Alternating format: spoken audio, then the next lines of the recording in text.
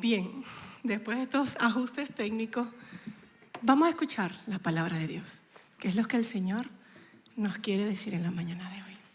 Vamos a orar, vamos a inclinar nuestros rostros y encomendar este tiempo al Señor.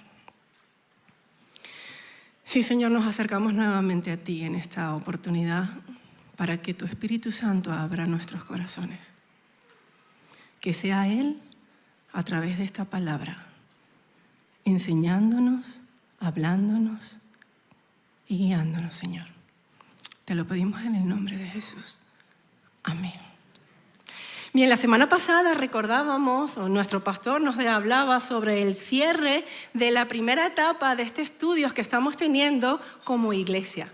Hoy nos introducimos a esa segunda parte que consiste en qué es un cambio profundo. ¿En qué consiste un cambio profundo? Muchas veces estamos atentos y concentrados en los conflictos en este mundo en el que vivimos, ¿a que sí? Cualquier tipo de conflicto, a través de las redes sociales, a través del telediario, a través de la televisión, a través del periódico. Pero sin querer, nos olvidamos de que el conflicto más grande está e inicia en nuestros corazones. Por eso la palabra de Dios no solo diagnostica los rasgos y las características del conflicto en nuestros corazones, sino que también nos da el remedio para saber qué hacer con un corazón con conflictos. Por eso quiero que pensemos en cuál es el detonante que provoca un conflicto en tu vida y en mi vida. Es decir, ¿qué pasa debajo del corazón cuando se origina esa pelea interna en nuestros corazones hacia nuestro prójimo? La palabra de Dios está llena de historias reales con personajes como tú y como yo, con corazones llenos de conflictos. Así que te invito a que abras tu Biblia donde la tengas, en tu teléfono inteligente o de papel, y busquemos Mateo. Mateo capítulo 20. Versículos 20 al 28. Y vamos a estar concentrados estos minutos en esta historia real sobre la petición de Santiago y de Juan. Pero antes de empezar a leerla, yo quiero que veamos dónde Mateo ubica esta historia. De Mateo capítulo 20, versículos del 20 al 28. Él lo ubica justamente después de que el Señor anuncia por tercera vez su muerte a los discípulos. Y curiosamente está justo en el inicio de la entrada triunfal de nuestro Señor Jesucristo a Jerusalén sobre un pollino, lo que hoy la Iglesia de Cristo está celebrando como Domingo de Ramos. Así que no es casualidad. Veamos qué es lo que el Espíritu Santo nos quiere decir en las mañanas de hoy. Y el versículo 20 dice: entonces la madre de los hijos de Zebedeo se acercó con sus hijos a Jesús y se postró ante él para pedirle algo. Y él le preguntó: ¿qué quieres? Ella respondió: ordena que en tu reino estos dos hijos míos se sienten el uno a tu derecha y el otro a tu izquierda. Y Jesús le respondió: no sabéis lo que pedís. ¿Podéis beber del vaso que yo he de beber y ser bautizados con el bautismo con que yo soy bautizado? Ellos contestaron: podemos. Él les dijo: bien, de mi vaso beberéis y con el bautismo con que yo soy bautizado seréis bautizados. Pero el sentaros a mi derecha y a mi izquierda no me corresponde a mí otorgarlo, sino que es para quienes así lo ha dispuesto mi Padre. Cuando los otros 10 discípulos oyeron esto, se enojaron, se enfadaron contra los dos hermanos.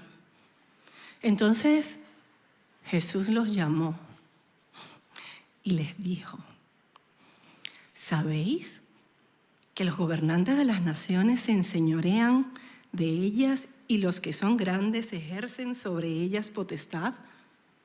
Pero entre vosotros no será así, sino que el que quiera hacerse grande entre vosotros será vuestro servidor. Y el que quiera ser el primero entre nosotros se hará vuestro siervo. Así, de la misma manera que el Hijo del Hombre, que no vino para ser servido, sino para servir y para dar su vida en rescate de muchos. Amén. ¿Qué es lo que empezamos a ver como punto inicial en esta historia real? Vemos a una madre con sus 2 hijos que se acerca a Jesús. ¿Y cuál es el lenguaje corporal de ella? Mateo registra que ella se postró, se arrodilló. Y a nivel bíblico significa que extendió todo su cuerpo ante él, refiriéndose o revelando reverencia, humildad, reconocimiento ante el maestro. Ahora mi pregunta es, ¿había una coherencia entre el ser interior de esta mujer y de sus 2 hijos y el ser exterior? Es decir, ¿había una conexión entre su corazón y su lenguaje corporal? Luego vemos la petición. Una petición cargada de instrucciones. Dice: ordena que en tu reino estos 2 hijos míos se sienten el uno a tu derecha y el otro a tu izquierda. ¿Qué ocurre en esta petición? ¿Por qué ellos piden lugares honorables y lugares de gloria de esta manera? Hace semanas aprendíamos, estudiábamos, reaprendíamos que el Señor nos ha formado a nosotros con deseos saludables. Deseos saludables con el único propósito que sea llenado con el pan de vida y la fuente inagotable que es nuestro Señor. Por lo tanto, no está mal desear éxito, no está mal desear relaciones profundas, no está mal desear intimidad, no está mal sentirse seguro, no está mal querer ser reconocido. No está mal esos deseos saludables por los que el Señor nos ha formado. Entonces, según esta historia, ¿cuál es el conflicto que ocurría en el corazón de Juan y de Santiago? El conflicto empieza cuando ellos, al tener ese deseo saludable, empiezan a llenarlos con sus pensamientos carnales y pecaminosos. Ellos tenían fantasías mentales en donde se imaginaban entronizando lugares de gloria y posiciones privilegiados, cuando lo que no se imaginaban era que esos 2 lugares iban a estar ocupados por 2 ladrones, donde uno de ellos consolaba el corazón de Jesús mientras agonizaba. Y el otro le añadía más dolor a su alma. ¿Cómo responde el Señor a esa petición? El Señor siempre responde en nuestras peticiones. ¿Cómo le responde esa petición a Juan y a Santiago? No sabéis lo que pedís. Y la respuesta continúa. Dice: ¿podéis beber del vaso que yo he de beber y ser bautizados con el bautismo con que yo soy bautizado? El Señor lo que estaba diciendo aquí, que no, con esa pregunta no se estaba refiriendo ni a la iniciativa, ni a la capacidad física, ni al conocimiento de Biblia que tuvieran, ni al coeficiente intelectual, ni a los títulos, ni a las fuerzas físicas. Lo que se estaba refiriendo el Señor allí era una capacidad sobrenatural que solo el Padre le podría dar. Prácticamente Él les pregunta si ellos estaban dispuestos a sufrir todo lo que el Señor le tocaba sufrir. ¿Y cuál fue la respuesta de los discípulos? De esos 2 discípulos, podemos. Era grande el orgullo y la miopía espiritual en la vida de estos 2 discípulos, que su respuesta todavía seguía revelando esa debilidad en ellos. Recordemos que estamos, según Mateo, en la última etapa del ministerio del Señor en la tierra. Por lo tanto, ellos tuvieron que haber sido testigos visuales y oidores de todas las manifestaciones sobrenaturales y milagros del Señor. Eso tuvo que haberles explotado en la cabeza a ellos. Y empezaron a imaginarse cosas y a querer pedir lugares privilegiados que no les tocaba. Pero ¿cómo sigue respondiendo el Señor? En el versículo 23 dice, vale, les dice, vale. De mi vaso beberéis y con el bautismo con que yo soy bautizado seréis bautizados. Pero el sentaros a mi derecha y a mi izquierda no me corresponde a mí otorgarlo. Y es curiosa la respuesta del Señor. ¿Quién es Jesús? Jesús es 100% hombre y 100% Dios. Dejó su trono y su corona para venir a salvarme a mí. Se humilló a sí mismo. Se despojó de sus placeres en el cielo para hacerse hombre, encarnarse en Jesús. Y yo encuentro en la respuesta del Señor de que a Él no le toca elegir esas posiciones, sino que a su Padre. Cuánta humildad y cuánta mansedumbre en nuestro Señor, ¿verdad? El versículo 24 dice, cuando los otros 10, porque los otros 10 discípulos estaban allí presentes, cuando los otros 10 discípulos oyeron esto, se enfadaron, se enojaron contra los 2 hermanos, contra Juan y contra Santiago. ¿Por qué crees tú que ellos 10 se enfadaron? ¿Qué revela ese enfado en ellos? Estaban enfadados por la equivocación de Juan y Santiago, o mejor dicho, estaban enfadados porque ellos vieron amenazados su éxito y sus ganas de reconocimiento porque los otros 2 se les estaban adelantando. Por lo tanto, estos 10 también tenían la misma debilidad. Crearon una atmósfera de conflicto allí. Crearon una atmósfera de pelea, de discusión. ¿Y cuál es la respuesta? O mejor dicho, ¿cuál es la reacción de nuestro Señor delante o ante nuestro enfado? Vamos a ver qué nos dice. Entonces Jesús los llamó y les dijo. ¿Sabes que en el lenguaje original el verbo llamar quiere decir exhortar?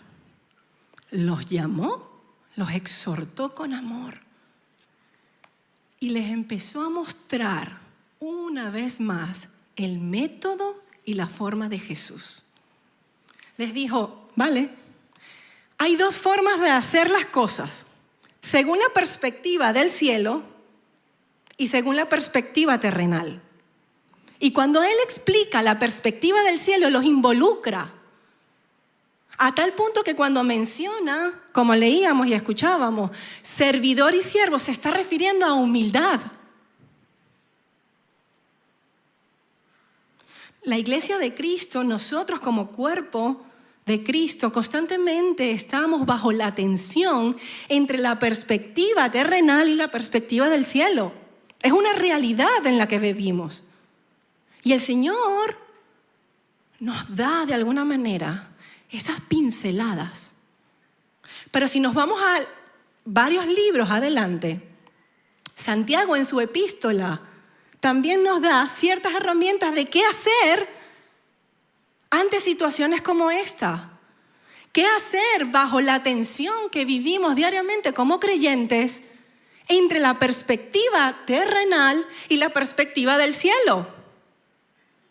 Los últimos versículos del capítulo 23 dice: si alguno entre nosotros se aprecia de sabio o inteligente, que lo demuestre por medio de sus obras hechas con la humildad propia de la sabiduría. Pero si hay envidia amarga y rivalidades entre nosotros, no tenemos en qué jactarnos ni regocijarnos. Y estamos faltando a la verdad. No es esta la sabiduría que desciende de lo alto, sino que es terrenal, animal y diabólica. Pues donde hay envidia y rivalidades, allí hay confusión y todo tipo de maldad. Pero la sabiduría que viene de lo alto es, en primer lugar, pura, después pacífica, amable, benigna, llena de misericordia, de buenos frutos. Es imparcial y sin hipocresías. Y el fruto de la justicia restauradora del Señor se siembra en paz para los que trabajan por la paz. ¿De dónde, pues, vienen las guerras y las peleas entre nosotros? Es lo que nos recuerda Santiago en su epístola.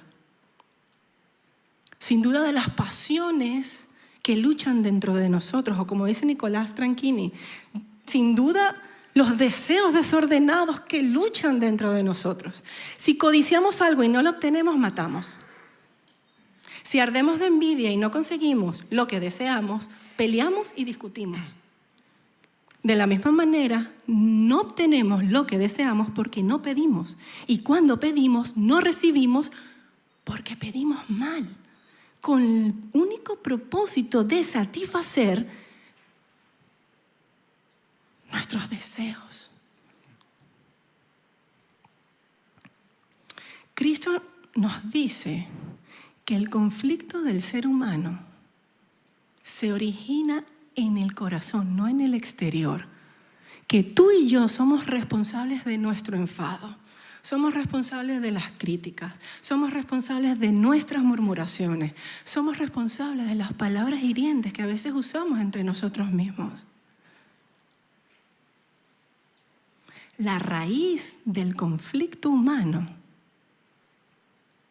comienza cuando intercambiamos el deseo saludable con el que el Señor nos ha creado por una demanda. Por eso es que Santiago en su epístola nos recuerda: oh almas adúlteras, porque el conflicto está enraizado en el adulterio espiritual. Nuestras reacciones, hermanos, nuestras reacciones pecaminosas se generan en el corazón. No en un ambiente de injusticia, no en un ambiente de conflicto y de pelea. Y Jesús nos los acaba de mostrar a través de esta historia. No debió haber sido fácil para él ver a los 12 discípulos peleando por quién iba a tomar esos lugares de posición. ¿Y qué hace el Señor? Su reacción es distinta. Les dice, quién sabe cuántas veces en ese momento ya les había enseñado eso. Como a nosotros, que nos enseña cada día las cosas repetitivas. Y les dice, hay dos maneras de hacer las cosas. Ahora, ante esa realidad, ¿podemos nosotros, como seguidores de Cristo, hacer algo? ¿Podemos cambiar algo? ¿Podemos hacer algo? Buena pregunta. y difícil para nuestro crecimiento y nuestros procesos. Hemos de entender que vivimos procesos distintos. Eso nos cuesta entenderlo. Nos cuesta entender porque somos muy frágiles a la hora de ver nuestro exterior. Y lo que vamos a ver, lo que vamos a hablar sin extenderme mucho, es lo que el Señor dice, de vernos a nosotros mismos. Cuán difícil es. Puede haber en nuestra vida la ansiedad, el apuro de cambiar cosas en nosotros. Aún sin tocar el tema de no ver lo que debemos cambiar, que también pasa. Pero aún viendo lo que debemos cambiar, nos cuesta mucho. Pero el Señor tiene siempre una respuesta para ello. Y el Señor me llevó al libro del profeta Ezequiel, ¿sí? En capítulo 6. Y es un capítulo que, si bien la mayoría puede conocer, trabaja nuestro interior y debemos descubrir eso para poder aplicar nuestro inicio en el cambio, si queremos cambios verdaderamente profundos, ¿sí? En este contexto, Dios le pide al profeta que hable al pueblo de Israel y que le diga qué es lo que Dios va a hacer en su pueblo. Y dice la palabra de Dios de la siguiente manera en el versículo 6 del capítulo 6 de Ezequiel. Dice: donde quiera que habitéis, serán desiertas las ciudades, y los lugares altos serán asolados, para que sean asolados y se hagan desiertos vuestros altares, y vuestros ídolos serán quebrados y acabarán. Vuestras imágenes del sol serán destruidas, y vuestras obras serán deshechas. Esto es lo que Dios le dice al profeta, lo que pone en la boca del profeta para anunciar a su pueblo. Y sigue vigente. Dice que nuestros altares, nuestros ídolos, y si bien nos metemos en contexto de la Escritura, habían sitios, lugares geográficos específicos donde aquel pueblo había cometido adulterio espiritual contra el Señor. Y el Señor lo que les dice es que todo eso será destruido. Pero me llama la atención que al principio dice donde quiera. Y tenemos un Dios tan amplio, tan grande, tan profundo, tan maravilloso, que estoy seguro que no es donde quiera solamente en el lugar físico y geográfico, donde quiera. Que en mi mente esté mi altar y mi idolatría. Donde quiera que en mi corazón estén mis anhelos, mis planificaciones y mis deseos. Donde quiera que yo me encuentre, en lo físico, en lo mental, en lo emocional, Dios Todopoderoso va a cambiar nuestras vidas. Cuando somos de Él, es lo que va a hacer, es una promesa. Entonces, vemos como la primera respuesta al cambio, ¿qué hacer con esa ansiedad? Es esperar que el Señor trabaje. Y ¿sabes qué cosa difícil, mi querido hermano y mi querida hermana? Cosa difícil en nuestras vidas, esperar al que el Señor cambie nuestros patrones. Duro y doloroso puede ser para muchos. Sufrimos de orgullo, como ya lo escuchamos, sufrimos los hombres de hombría, sí. Sufrimos de esa ignorancia creyendo que no necesitamos ayuda. Pero el Señor lo dice.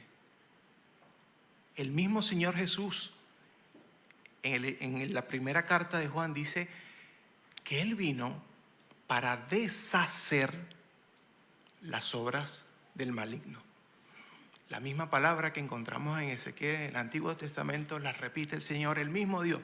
Es el mismo Dios el que nos está hablando, que va a deshacer ídolos, altares que tenemos en nuestras vidas. Eso puede causar dolor, eso puede causar temor, pero ya vamos a hablar de ese temor. Lo cierto es que debemos entender que para yo poder saber qué debo hacer, qué es lo que debo hacer para cambiar, nada, esperar en el Señor. Esperar en el Señor. En la lectura dice, en el versículo 8 dice, mas dejaré un resto. Y solamente me quedo ahí. Mas dejaré un resto. Promesa, esperanza, vida, misericordia. Si lo hablamos al contexto de la palabra, está diciéndole a su pueblo que a pesar de que muchos serán alcanzados por la espada, otros, este resto va a sobrevivir. Usted y yo podemos estar en ese resto, ya, en el resto de los que sobreviven en Cristo Jesús, a las acechanzas del maligno. Pero nuestro inicio para el cambio es esperar que Dios trabaje en nosotros. Esto es traducido no hacer nada.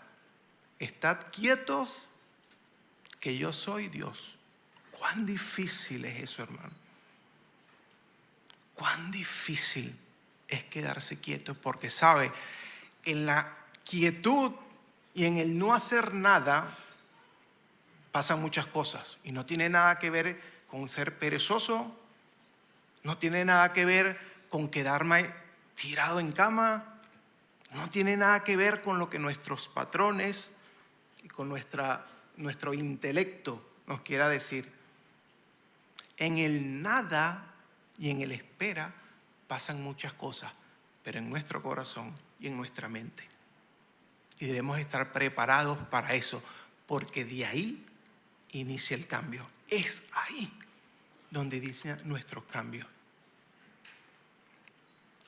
En el versículo 9 dice, y los que de vosotros escaparen a ese resto de los que hablábamos al principio, se acordarán de mí entre las naciones en las cuales serán cautivos. Se acordarán de mí en medio del sufrimiento.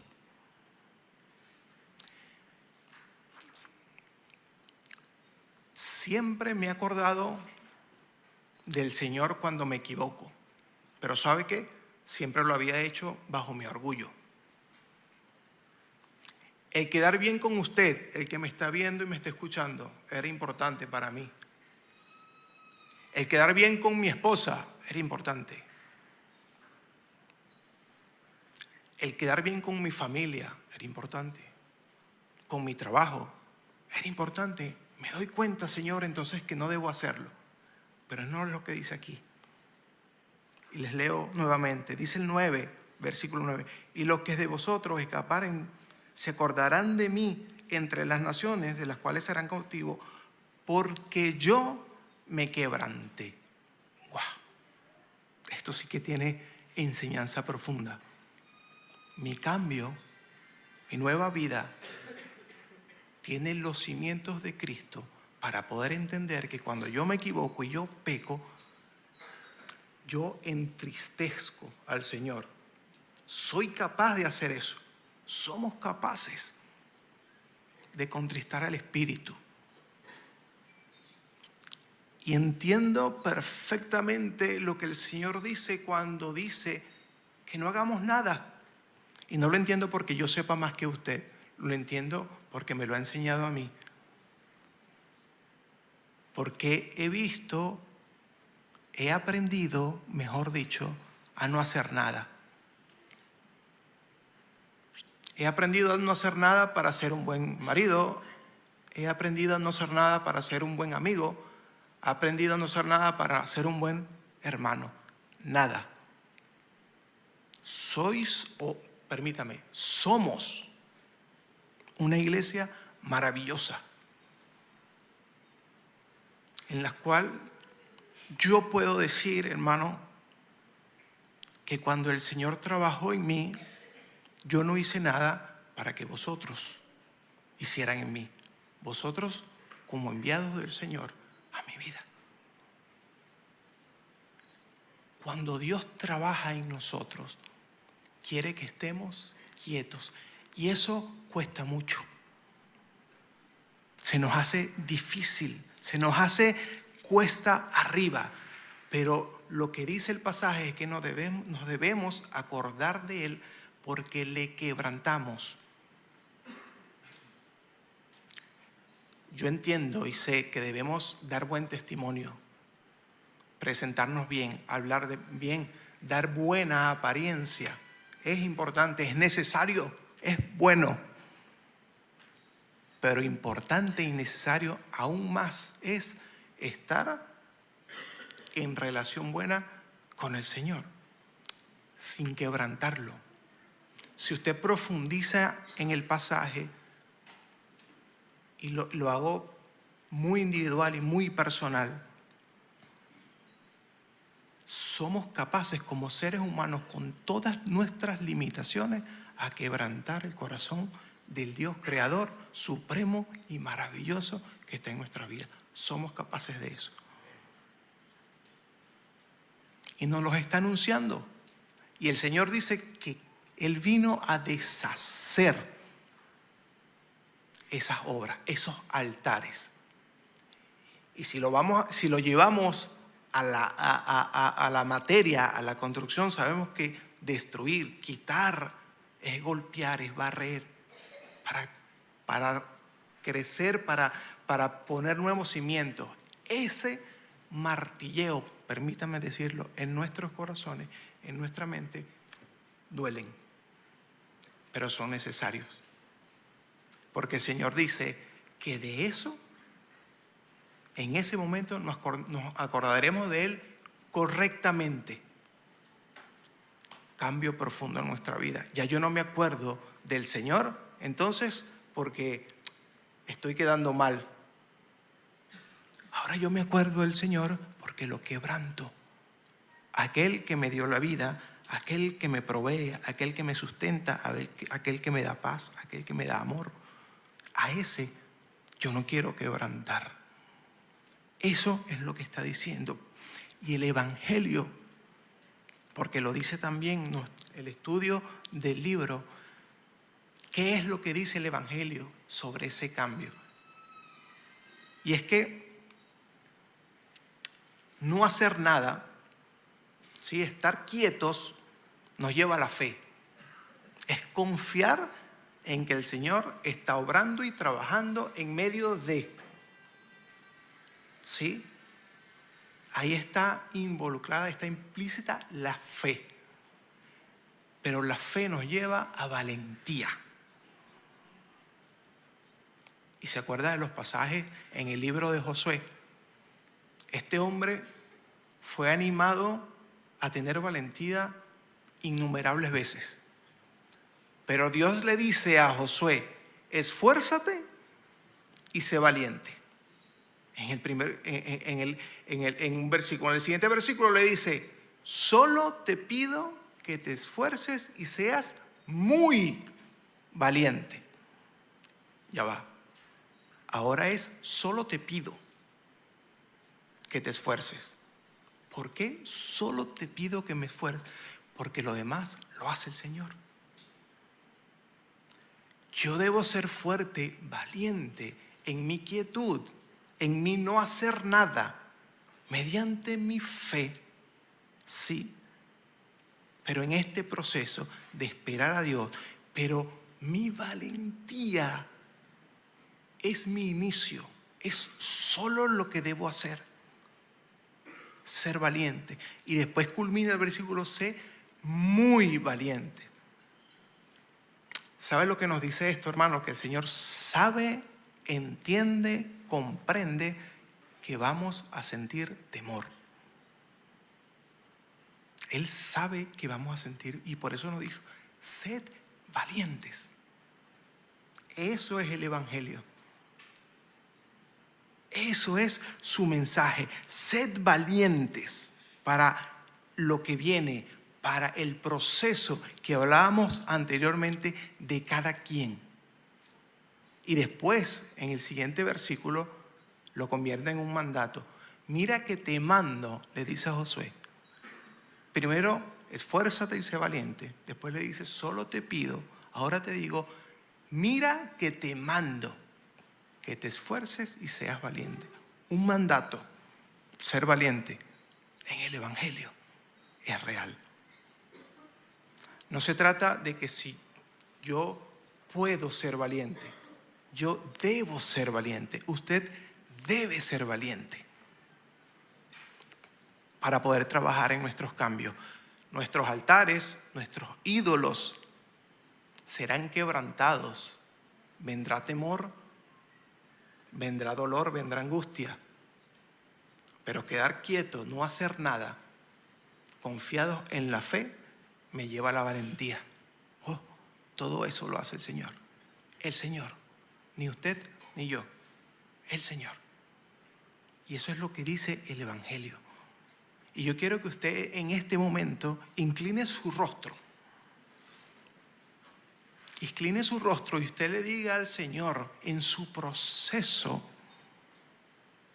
yo no quiero hacer más nada por mi cuenta, por mis fuerzas. Yo quiero cambiar, yo quiero mejorar. Pero yo no quiero hacer nada, hazlo tú, pero dame fe y condúceme a la valentía.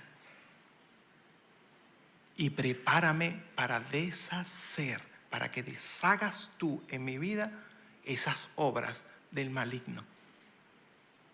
Es el inicio, mi querido hermano y mi apreciada hermana, del cambio en nuestras vidas, de iniciarlo. Y si entre nosotros hay una persona que nos está visitando, si hay entre nosotros una persona que no conoce del Señor, yo le animo.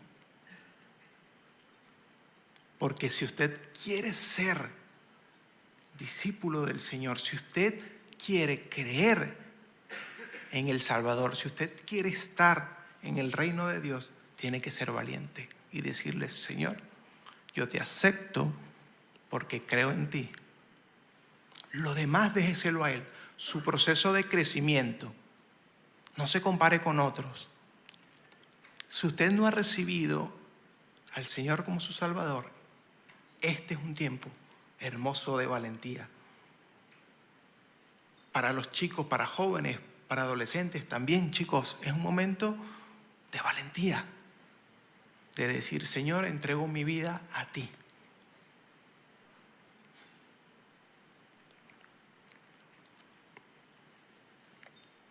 Señor, queremos entender que eres tú el que hablas a nuestros corazones. Queremos ser capacitados por ti para poder responder aquello que tú nos has anunciado a tu evangelio, Señor. Tú nos has dado capacidad, pero necesitamos ser conducidos por tu Espíritu. Ayúdanos a no hacer nada por nosotros mismos. Ayúdanos a mantenernos en la fe mientras el proceso, Señor, de no hacer nada está en nosotros. Y condúcenos a la valentía de saber, Señor, que aún en la tempestad, en el sufrimiento, en el llanto, en el desconsuelo, en la soledad, tú obrarás en nosotros. Ayuda a tu pueblo. Ayuda a tu iglesia, Señor. Recíbenos una vez más y permítenos establecer en nuestras vidas cambios que verdaderamente nos dirijan a tu redil. Condúcenos y permítenos atesorar tu mensaje. En ti, Señor, encomendamos nuestros corazones, nuestros procesos, nuestros temores, nuestras ansiedades. Obra tú en la vida de tu iglesia y bendice nuestras vidas en esta hora. En Cristo, nuestro Dios y nuestro Salvador, oramos. Amén.